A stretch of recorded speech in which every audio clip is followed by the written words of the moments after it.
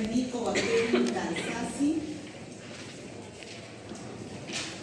Mycobacterium abscessus, Mycobacterium avium y otras Mycobacterias. Y si nos da el tiempo, avanzamos el género Mycoplasma, que es cortito. Donde aquí tenemos 3 especies: Mycoplasma, pneumoniae, Mycoplasma hominis y Ureaplasma urealicum.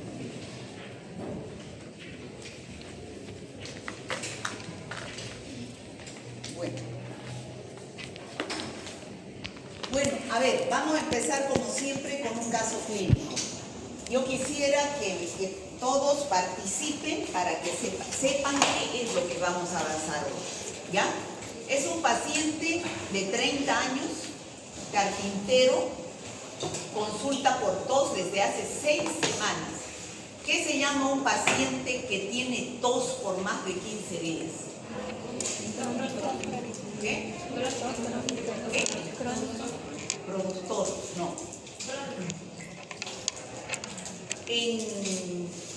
En un paciente que tose por más de 15 días se llama sintomático respiratorio, ¿ya? Entonces, este es un paciente sintomático respiratorio. Así deben escribir en la historia clínica. Un paciente que se sospecha que tenga tuberculosis, ¿ya? Ha perdido peso 8 kilos durante el último mes. Tiene sudoración nocturna intensa, o sea, en las noches suda. Y tiene fiebre vespertina. Y esa flema que está botando tiene sangre. A eso se llama hemoptisis, esputo con sangre. Son terminología médica que tienen que anotar y tienen que saber porque se les va a preguntar. ¿Ya? Entonces, paciente que tose es un sintomático respiratorio de 30 años, tiene fiebre en las noches, que es fiebre vespertina, tiene sudoración nocturna y tiene hemoptisis. Al examen físico se ve que está flaquito, tiene un IMC bajísimo. ¿Cuánto es lo normal? ¿Desde cuándo? Arriba de 18.5. De 18 a 25 es lo normal, ¿no es cierto? Por encima de 25 ya es obesidad y por debajo de 18 es bajo. Este tiene bajísimo. Adenopatías cervicales. Se le toca aquí y los ganglios están inflamados. Y estertores en el vértice pulmonar. Entonces, ¿de qué microorganismos sospechan ustedes? Del primero que vamos a estudiar aquí, ¿no es cierto? Mycobacterium tuberculosis, que pertenece al género Mycobacterium, ¿ya? Entonces, yo les pregunto, ante un paciente que ustedes reciban en cualquier momento de su vida, un paciente que tenga tos crónica, o sea, sintomático respiratorio por más de 15 días, síntomas constitucionales, haya perdido peso, y la tuberculosis debe estar siempre entre los primeros diagnósticos que ustedes tengan. O sea, la tuberculosis clínicamente es cantada. ¿Me dejo entender? Cuando ustedes tengan un paciente flaquito que está tosiendo por más de 15 días, es tos productiva con sangre, o sea, hemoptisis, tiene sudoración nocturna, entonces ustedes le van a preguntar, ¿ya ha perdido peso? Sí. Entonces sospechan de tuberculosis, ¿no? Miren, la radiografía es esta. Se presenta unas cavernas, paciente con esas cavernas, pero todas las cavernas están en el vértice del pulmón. Esta es la base y ese es el vértice.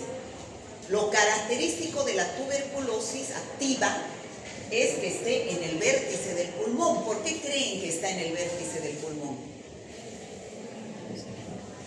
Les doy un ejemplo. El Mycobacterium tuberculosis es una bacteria aerobia, porque hay mayor cantidad de oxígeno, hay mayor presión de oxígeno en el vértice del pulmón. Por eso es que desarrolla aquí, y vamos a ver después por qué se desarrollan esas cavernas. ¿Ya? Entonces yo les pregunto, ¿qué observan aquí? Bueno, ya me adelanté. ¿Qué observan? Cavernas. Cavernas, eso es la tuberculosis activa, ¿no? ¿Por qué las lesiones predominan en los vértices? Porque hay mayor presión de oxígeno. ¿Por qué el paciente tiene sudoración nocturna? ¿Saben eso?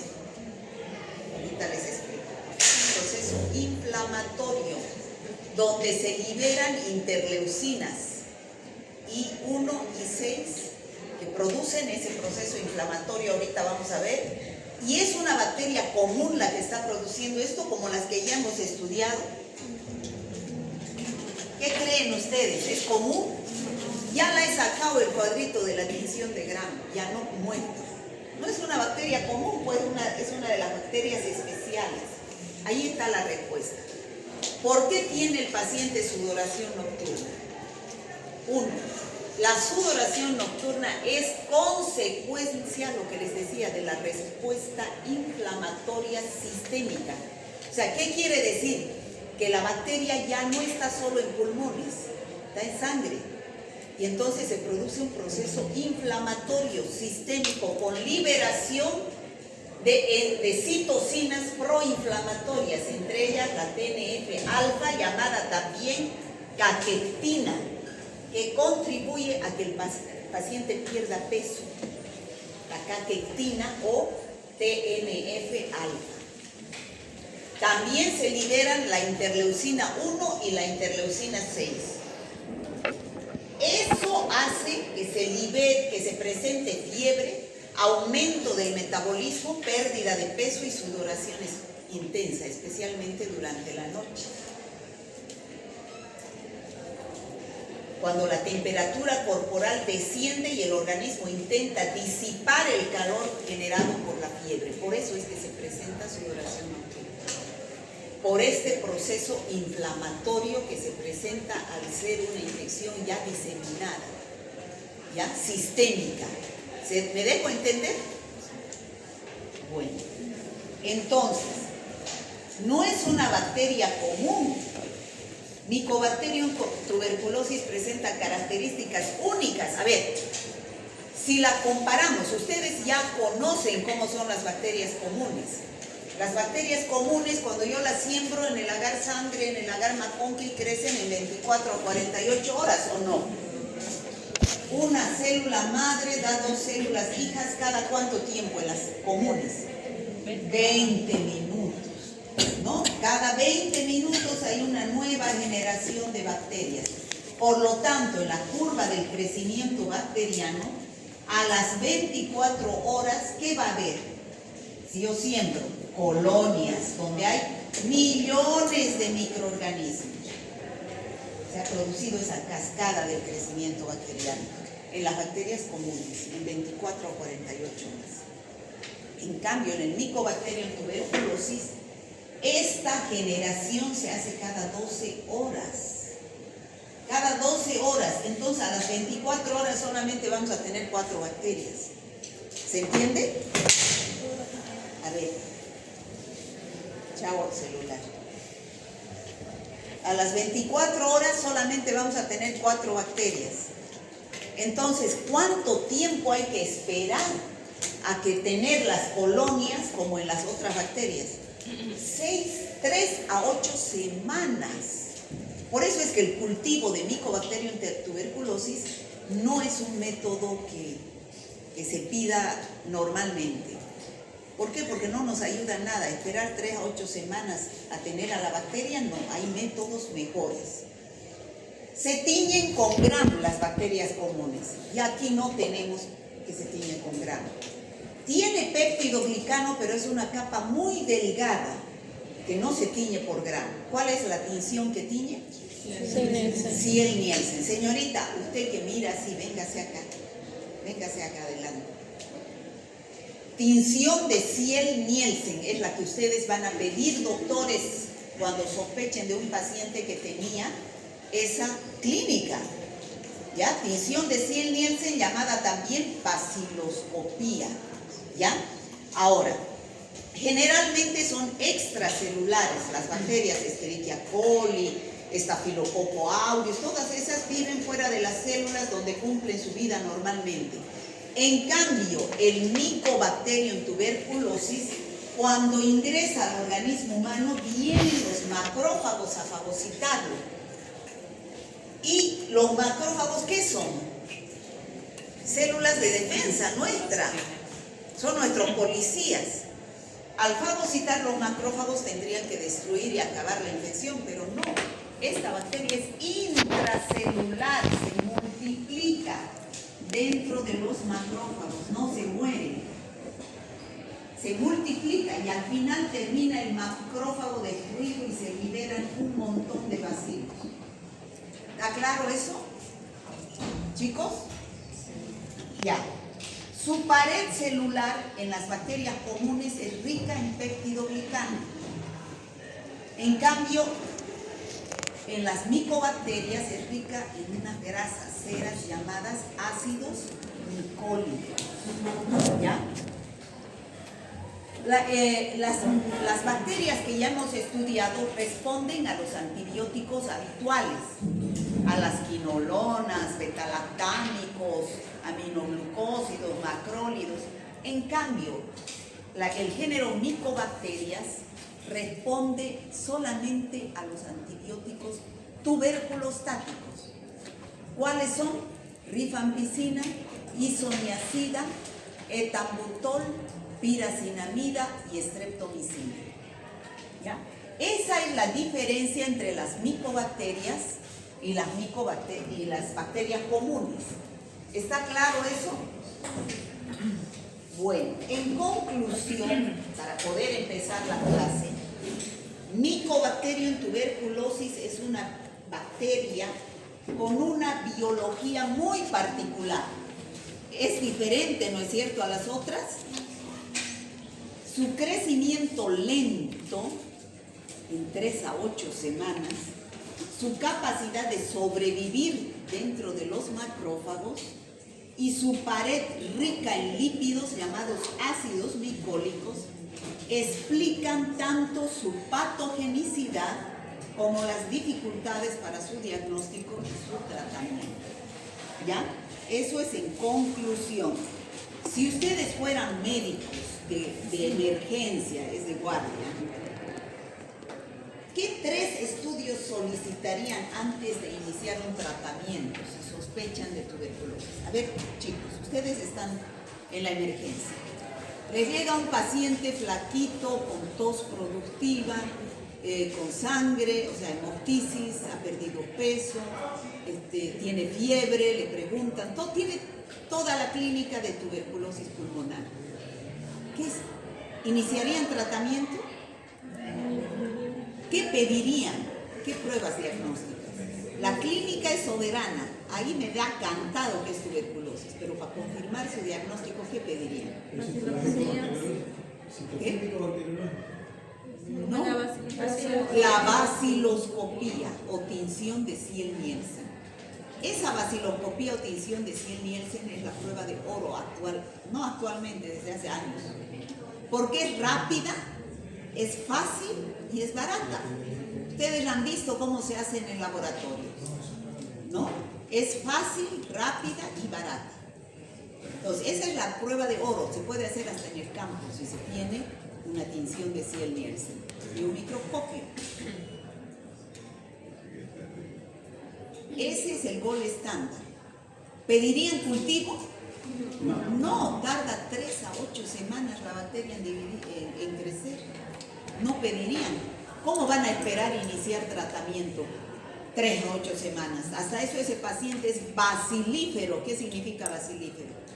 Ha eliminado bacilos al hablar, al toser y está contaminando 1 a 10.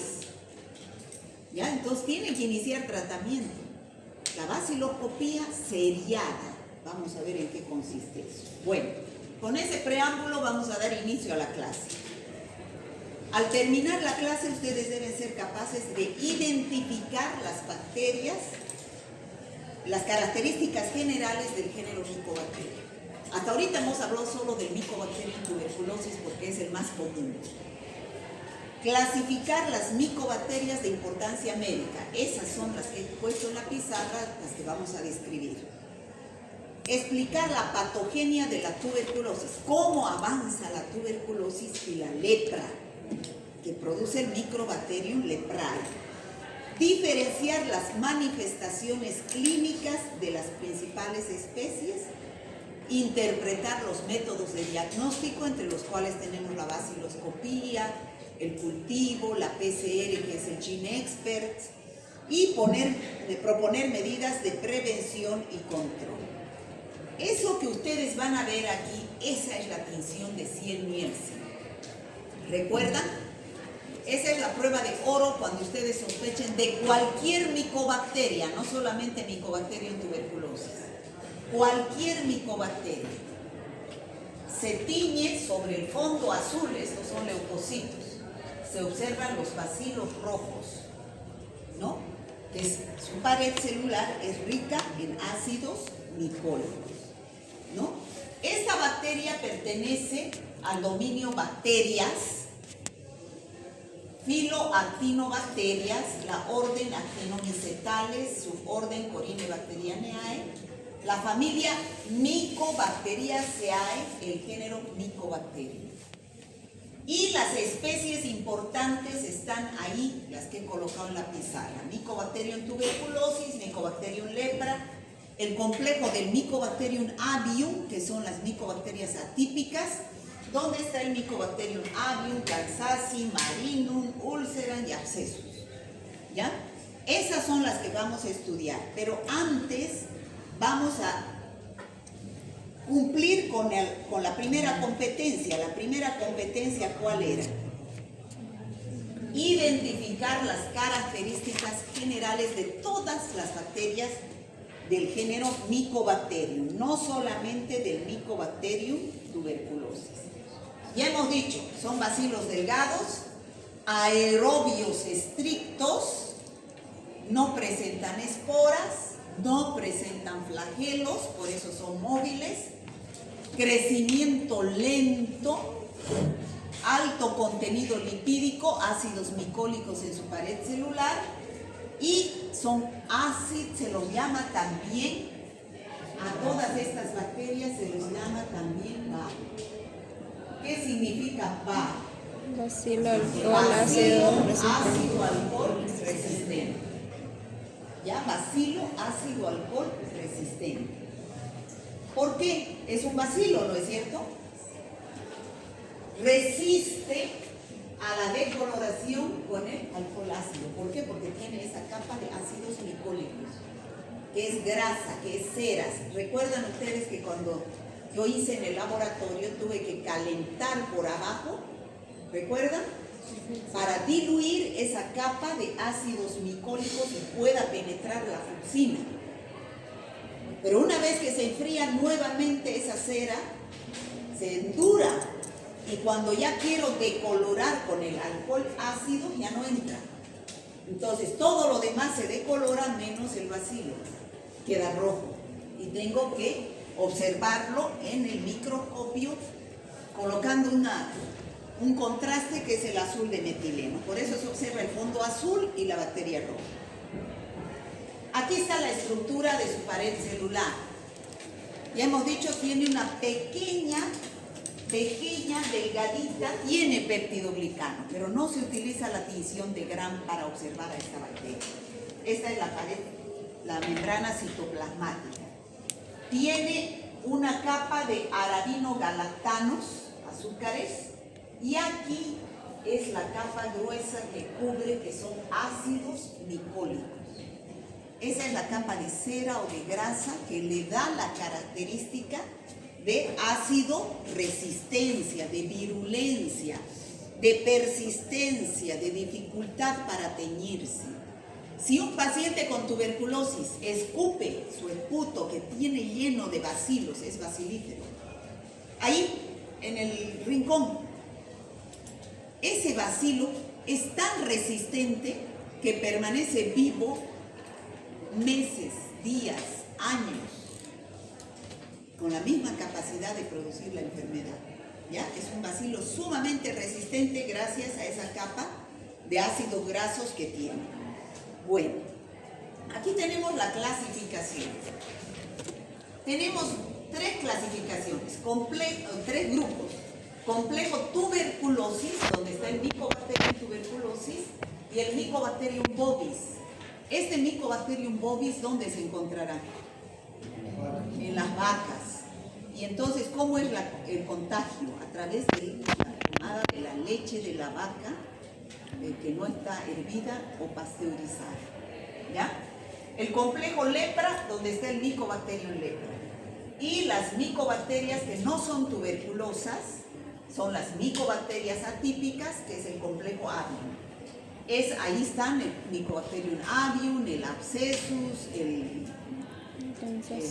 Kansasi, ¿no? Esas micobacterias son ambientales, o sea, no se encuentran en el ser humano, pero pueden llegarle al ser humano, se encuentran en el aire, en el agua, en la tierra, pueden llegarle al ser humano, sobre todo producir infecciones oportunistas. Estas bacterias son importantes en pacientes SIDA. Ay, chicos, estoy esforzando mi garganta para que me oigan. En pacientes SIDA, ¿ya? En pacientes que ya están con SIDA y actúan como infecciones oportunistas. Entonces, ya viendo las características generales del género Mycobacterium, vamos a hablar ya directamente del Mycobacterium tuberculosis. Que les quede claro cómo es la tinción de Stier-Nielsen. De repente a ustedes les toca trabajar en provincia y no tienen laboratorio, ustedes pueden hacer la tinción de Stier-Nielsen, donde van a buscar al bacilo rojo sobre el fondo azul. Estos son leucocitos polimorfonucleares. ¿Ya? Ya, el Mycobacterium tuberculosis, ya sabemos que es un VAR, como todas las micobacterias, es aerobio, por eso es que produce infección en los pulmones, crecimiento lento, 3 a 8 semanas, produce colonias rugosas, así como estamos viendo ahí en la foto. Ese medio que tenemos aquí, este medio donde crecen las micobacterias, se llama Lowenstein-Jensen.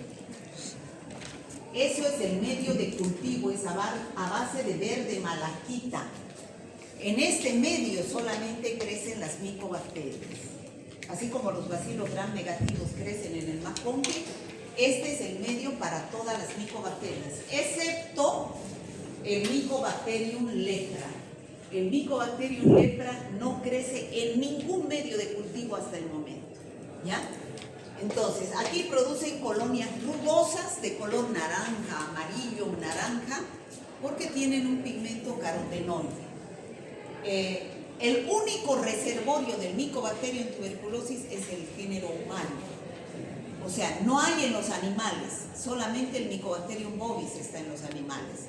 Pero el Mycobacterium tuberculosis, su único reservorio es el ser humano. Y la transmisión es mediante aerosoles, es decir, la fuente de infección, ¿cuál será, señorita, la que recién llegó? ¿Cuál es la fuente de infección? Las gotitas respiratorias. Gotitas respiratorias. ¿Y la vía de transmisión cuál será? Aire. Muy bien. Entonces, aquí ustedes fíjense, este es el mecanismo de transmisión, la patogenia de la enfermedad. Este es el paciente con tuberculosis. Las gotitas respiratorias es las que elimina el paciente. Este paciente es, ¿qué se llama? Al eliminarlo, bacilífero. Este paciente es bacilífero, está eliminando bacilos. Entonces, esas gotitas quedan suspendidas en el aire y llegan a permanecen las ¿Qué dice aquí? Permanecen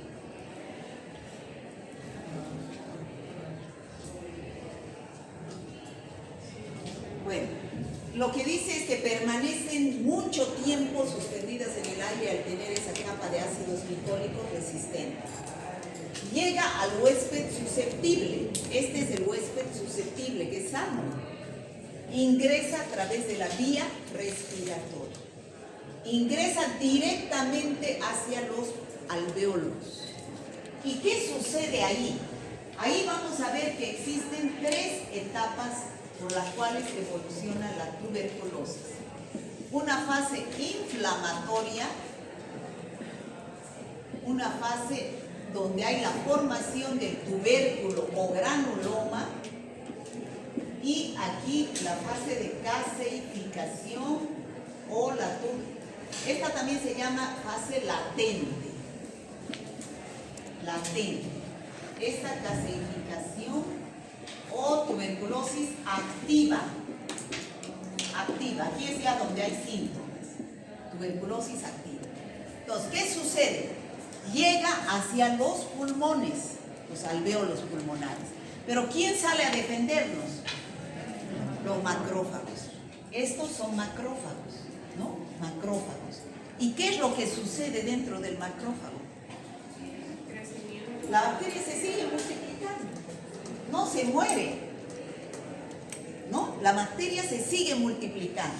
Y entonces, ¿qué va a suceder? Vamos a ver cómo evoluciona la tuberculosis. Tenemos aquí los macrófagos.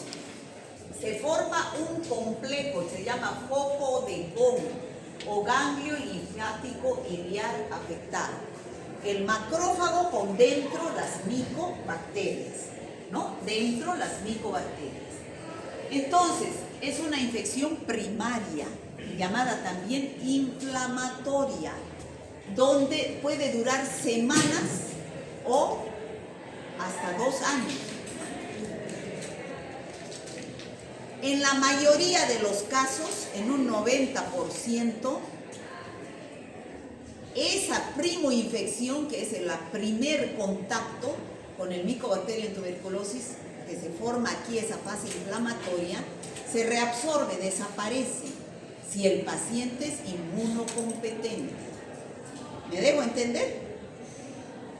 Todos hemos tenido alguna vez contacto con el Mycobacterium en tuberculosis, peor en Bolivia, que es uno de los países con más alto índice de tuberculosis pulmonar. Pero ¿qué ha pasado? Ha ido hacia los pulmones y como somos inmunocompetentes se reabsorbió y desapareció. Pero en los pacientes inmunodeprimidos pasa a esta segunda fase, que se llama tuberculosis latente o formación del tubérculo, que puede durar meses a años. ¿En qué consiste? Ahí en los pulmones se forman estos granulomas llamados también tubérculos.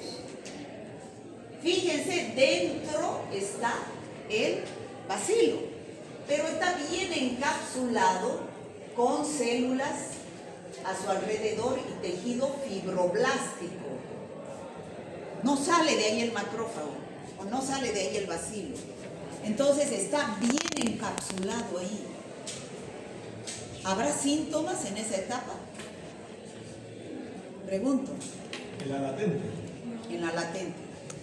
Ni en la latente ni en la primaria. No hay síntomas. Porque el bacilo está ahí encapsulado. ¿Cómo podemos descubrir que hay ahí una infección? Que lo tengamos ahí latente. Concentraciones ahí que la bacteria está ahí. Puede permanecer años y puede que nunca se manifieste. Pero ¿qué sucede? Si sigue evolucionando, vamos a llegar a una tercera etapa si el paciente es inmunodeprimido.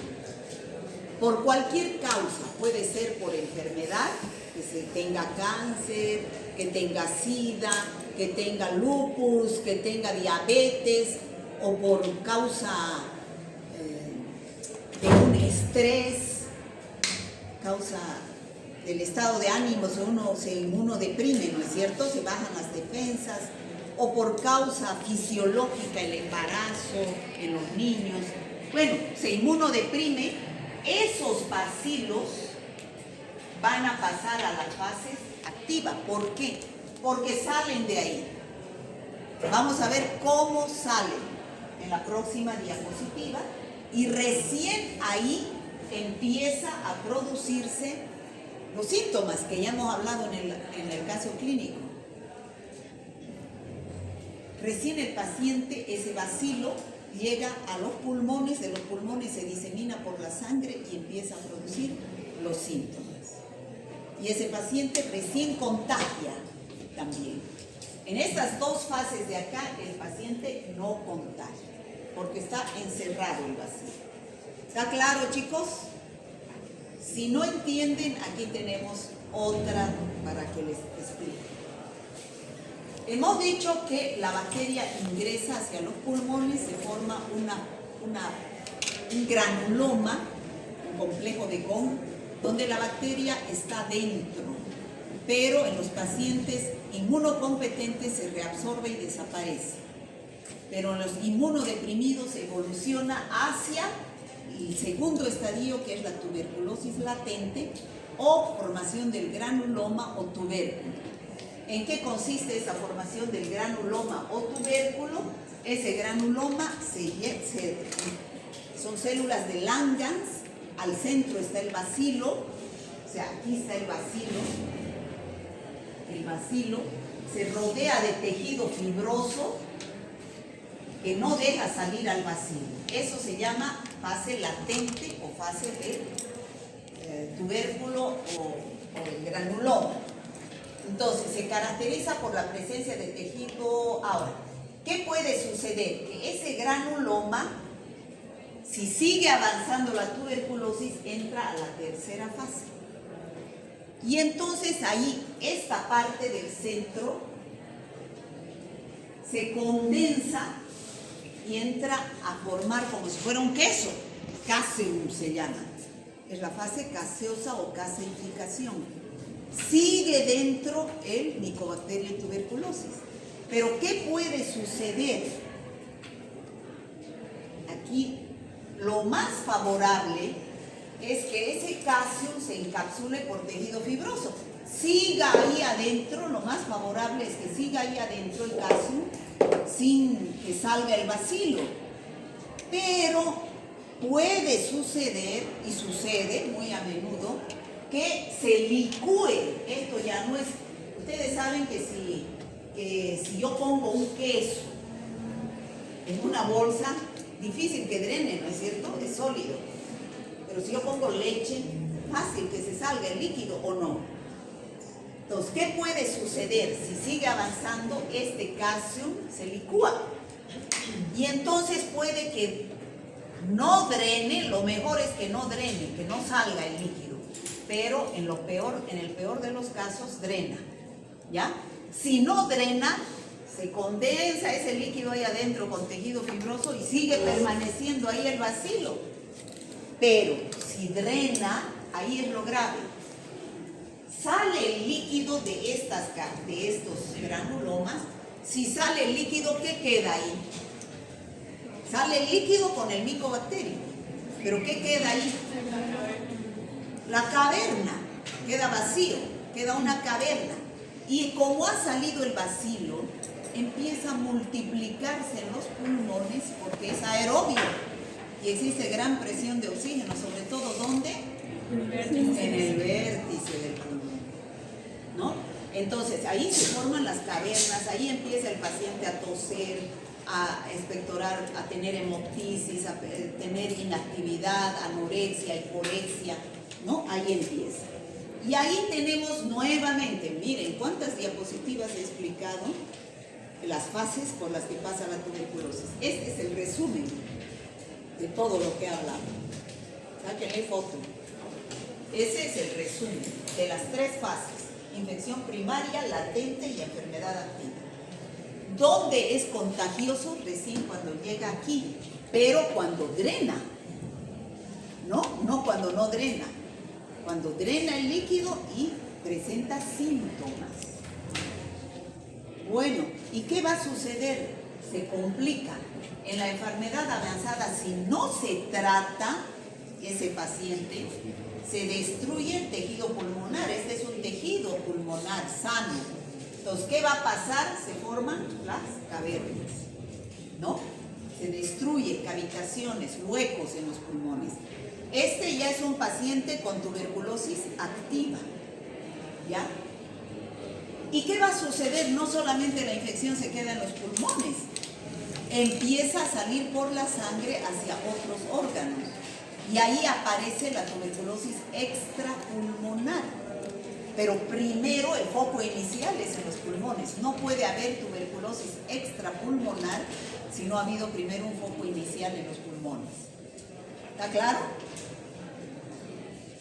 Llega hacia otros órganos y desde los pulmones se disemina por la sangre, llega hacia las articulaciones, hacia los ganglios, produciendo tuberculosis extrapulmonar, fuera de los pulmones, ganglionar, si llega a los huesos óseos, si llega a las meninges, meningitis tuberculosa, si llega a la piel, tuberculosis, o que es tuberculosis cutánea, tuberculosis peritoneal, tuberculosis renal.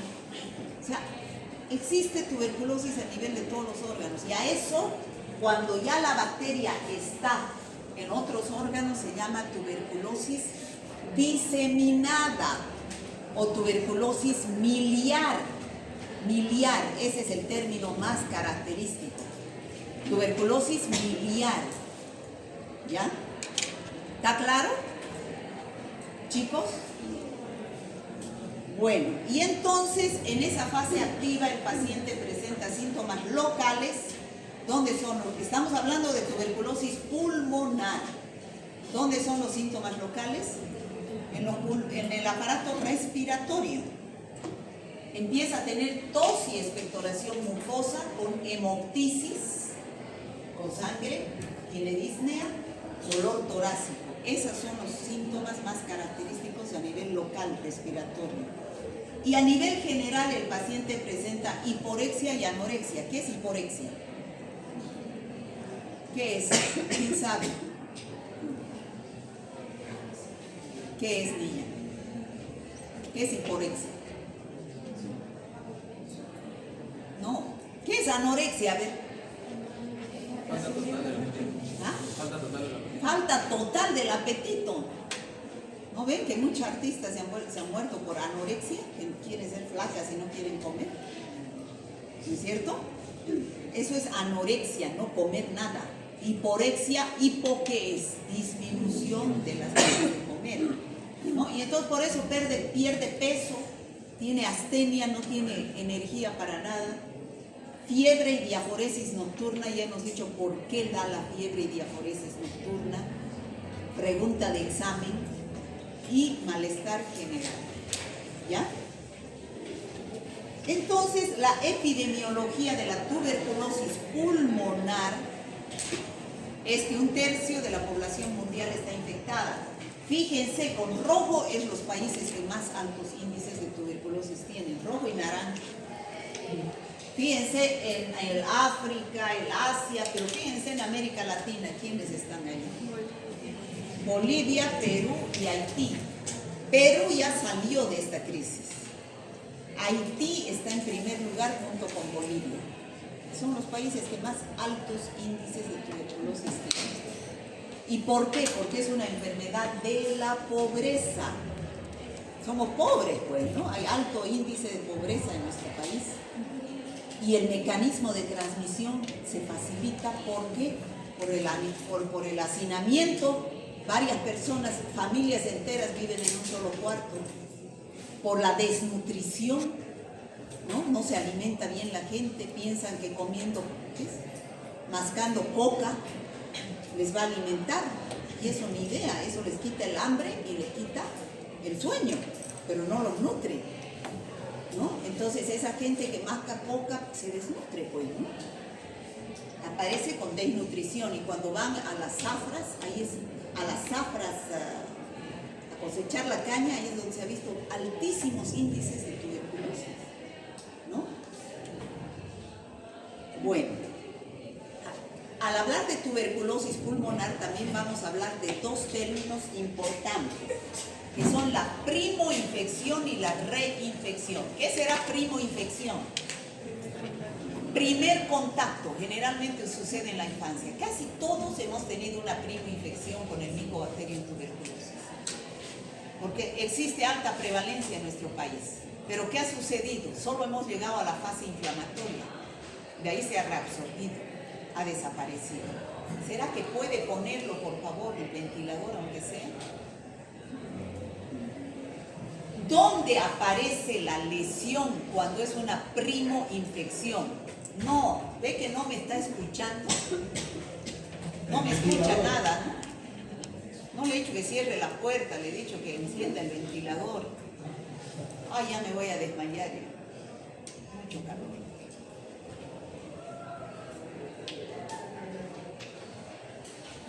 Todos, lo máximo, póngale. Ya. Entonces, cuando es primoinfección, la lesión aparece en la base del pulmón. Aquí en la base del pulmón. Aquí. Y cuando es reinfección, ya es un segundo contacto. Aparece en el vértice, ¿no? Aparece en el vértice cuando es una reinfección. ¿Ya? Generalmente es en la edad adulta. La reinfección puede ser endógena o exógena. ¿Qué significa endógena? A ver, me va a decir usted. ¿Qué es una reinfección endógena? Estamos diciendo que la tuberculosis puede ser endógena o exógena, de origen endógeno o exógeno. Endógeno me imagino que es cuando tuvo un primer contacto y después se vuelve a contagiar por algún evento que lo hizo que se deprima. Exactamente. Eso, la bacteria estaba ahí durante años en los pulmones, pero estaba encapsulada. Y por algún aspecto de inmunodepresión se manifestó y se activó la enfermedad. Yo les cuento un caso. Una secretaria se le manifestó la tuberculosis, pero le preguntaron dónde, si había estado últimamente en contacto con algún paciente tuberculoso, si en su familia, en el núcleo familiar, porque ahí es donde uno más comparte y hay más riesgo, había alguien, y ella dijo que no.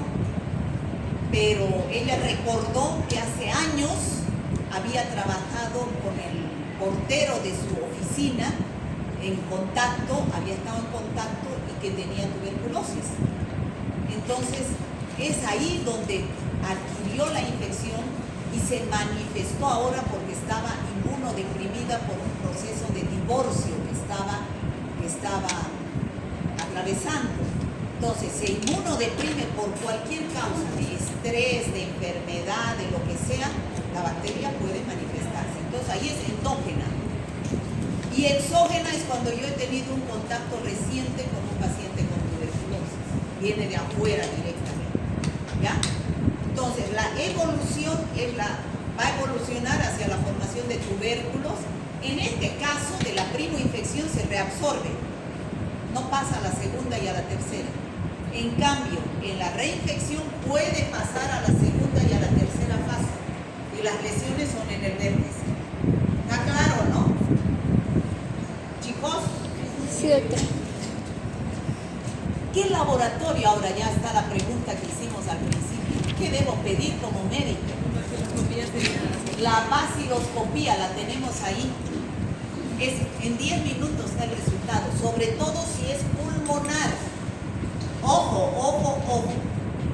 ¿Por qué? Porque si es pulmonar, en el esputo se elimina gran cantidad de bacilos. Si es extrapulmonar, meningea, el líquido cefalorraquídeo, ¿no? Renal, hay poquísimos bacilos. Ahí con vaciloscopía difícil que encontremos. Ahí tenemos que pedir una PCR. Que la PCR se llama GeneXpert. Esa es la prueba que actualmente está en forma gratuita en todos los hospitales públicos. Hacen GeneXpert para tuberculosis. Ahí está la otra prueba de la auramina, que está a la derecha de Kiel-Nielsen. Es una prueba de inmunofluorescencia, pero hay que contar con microscopio de inmunofluorescencia. El cultivo, ya dijimos, ahí está el cultivo, el tubo verde. Ahí está el Lowenstein-Jensen, tarda 3 a 8 semanas, mucho tiempo. ¿Cuándo es necesario el cultivo? En tuberculosis extrapulmonar. Ahí, o en pacientes que son resistentes, que han recaído por el tratamiento. Ahorita vamos a ver. Entonces necesita que la bacteria crezca para hacer el test de sensibilidad a los antibióticos. ¿Me entienden, no? La prueba de la tuberculina, ahorita vamos a ver en qué consiste, y la radiografía de tórax. Ese es el cultivo. Tiene que crecer la colonia para enfrentarla a los antibióticos. Pero el cultivo, ¿cuándo es necesario? Cuando es extrapulmonar. Extrapulmonar, y cuando es un paciente resistente a los antibióticos de primera línea. Hay que hacer antibiograma. Si es un paciente con una infección primaria que primera vez se enfermó de tuberculosis, nunca ha recibido tratamiento, se hace el tratamiento de primera línea, que es la isoniazida, el etabutol, la piracetamida, la streptomicina, que ahorita vamos a hablar. Esta es la prueba de la PPD. PPD significa derivado proteico purificado. Eso es PPD. Es una purificación de proteínas del Mycobacterium tuberculosis. Vienen en esos reactivos, en unos frasquitos. ¿Qué es lo que tiene allá adentro? ¿Antígeno o anticuerpo? Antígeno. Y entonces se inyecta en esta parte del antebrazo, generalmente a los niños. Es una prueba para los niños. ¿Por qué? Porque los niños pues no expectoran. Como han visto un niño de 3 años, a ver, bote el esputo. No expectoran, los niños se lo tragan el esputo. Cuando están resfriados, la madre dice, ay, está haciendo con moquito, pero eso no quiere decir que sea disentería. Es porque se lo tragan el esputo, producen. ¿Ya? Entonces, ¿qué es lo que se hace? Sacar con una sonda nasogástrica el material del estómago y teñir por Kiel-Nielsen, o si no, hacer la prueba de la tuberculina en los niños. Se inyecta ese reactivo que es antígeno. Si yo he tenido contacto reciente con Mycobacterium tuberculosis, voy a formar ¿qué cosa? Anticuerpos. Entonces, en ese lugar donde me han inyectado antígeno, va a haber un encuentro antígeno del reactivo con el anticuerpo que yo formé. Y se va a ver una pápula, así como están viendo ahí en la figura, que se mide, y si tiene 5 milímetros de diámetro es positiva. Esta no es una prueba, no es una vacuna por si acaso la PPD. Se confunde mucho esto con la vacuna. Esto es una prueba de diagnóstico, especialmente en niños, para ver contactos recientes con el Mycobacterium tuberculosis. ¿Me han entendido? Bueno, ¿qué es lo que ustedes tienen que pedir? Baciloscopía seriada. Seriada significa 3 muestras. ¿Por qué 3 muestras? Porque no todo el tiempo el paciente está eliminando bacilos. Puede que si yo le tomo una sola muestra, me dé un falso negativo. Entonces, el paciente va a ir al consultorio de ustedes. A ver, con tos, expectoración, flaquito, toda la sintomatología de tuberculosis. A ver, baciloscopía seriada, vaya al laboratorio. No importa que esté en ayunas o no esté, va al laboratorio, el laboratorio le da el frasquito y le dice vaya a expectorar al baño.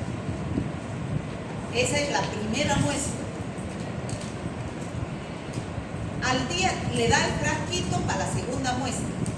Al día siguiente, esa es la mejor muestra, porque el paciente la toma en ayunas en su casa. La primera muestra es en el consultorio, la segunda en su casa. Es la mejor muestra porque es la más concentrada, la que se reunió toda la noche. La lleva al laboratorio. Cuando deja la segunda muestra, le dan el tercer frasquito para que vaya al baño y expectore la tercera muestra. ¿Por qué se hace en 2 días? Porque el paciente se cansa de ir tanto al hospital y se abandona su diagnóstico. Y más bien se corre el riesgo de que ese paciente esté deambulando por la calle contagiando a más personas. Entonces, para facilitar, se hace así la recolección de 3 tomas seriadas de Ciel-Nielsen, ¿no? Se lleva lo más rápidamente al laboratorio y en el laboratorio se tiñe con la tinción de Ciel-Nielsen. Ya ustedes saben eso, está en su guía, para ver, como vemos ahí abajo, los bacilos rojos sobre el fondo azul. ¿Han entendido por qué se pide seriada? ¿Sí? Chicos, no quiero escucharles hablar que cuando soliciten esputo digan saliva. Saliva es de la boca, no hay tuberculosis en la boca, no hay neumonía en la boca. ¿O hay saliva en los pulmones? Esputo, secreción bronquial es la que viene de adentro. Las muestras salivales hay que desecharlas, no sirven. Por eso hay que explicar bien al paciente qué es lo que debe llevar al laboratorio. ¿Y quiénes son los que deben explicar? Ustedes. Y mejor si hacen un videíto de tuberculosis de cómo recolectar una muestra, de cuáles son los síntomas. ¿No? Yo les doy las ideas. Bueno, ahí vemos cómo se ve la tinción de Ciel-Nielsen, los bacilos. A ver, ¿cómo se informa? Eso lo tienen en una práctica del laboratorio, la última de bacteriología, que van a dar en la próxima semana, creo. A ver. Por ejemplo, yo no tengo síntomas de tuberculosis. A ustedes, el ejemplo más claro, a ustedes cuando entran a la universidad no les hacen hacer análisis. ¿Qué les dicen que lleven? Su saliva, van a decir. Por saliva es lo que llevan, pues, o alguien lleva esputo. ¿Ah? ¿Qué llevaron? Esputo. ¿Pero era esputo? ¿Sí? Yo no tengo esputo porque no estoy enferma. Entonces, ¿qué llevaron? Saliva. Para hacer la tinción de Ciel-Nielsen. ¿Alguien dio positiva? A no ser que haya estado bacilífero 100%. Yo creo que debe haber sí alguno positivo. Pero generalmente en las personas sanas no se tiene que observar ni un solo bacilo. Se informa negativo. La presencia de un solo bacilo ya hay que informar positivo. Y se informa en cruces. Positivo 1 cruz, positivo 2 cruces, positivo 3 cruces. De acuerdo a la cantidad de bacilos que se observan. Entonces, no es lo mismo un positivo 3 cruces que un positivo 1 cruz. ¿Cuál es el que contagia más? De 3. El de 3 cruces. Entonces, ¿qué es 3 cruces? Se observan más de 10 bacilos en 20 campos, o sea, por campo. Este es un campo microscópico. ¿Cuántos bacilos hay?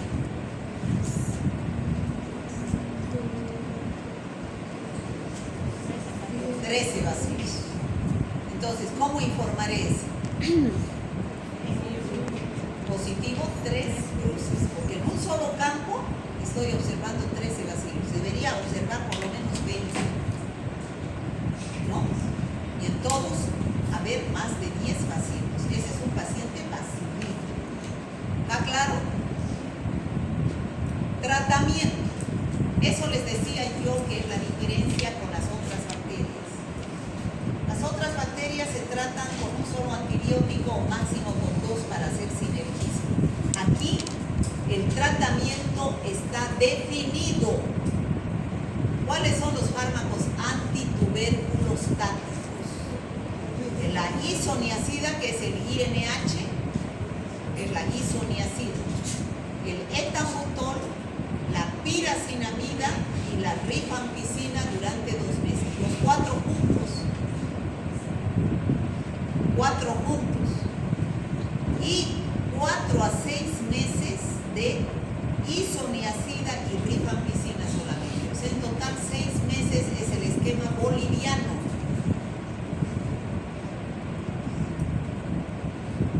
Pero ¿qué sucede? El paciente, estas drogas son tóxicas.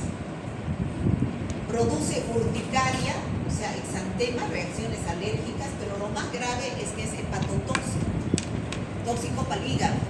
Por lo tanto, el paciente empieza a tener náuseas, vómitos, se sienten mal. ¿Y ustedes creen que 6 meses realizan tratamiento? Abandonan tratamiento por estas reacciones alérgicas. Se llaman RAFAs, RAFA, reacción alérgica al medicamento.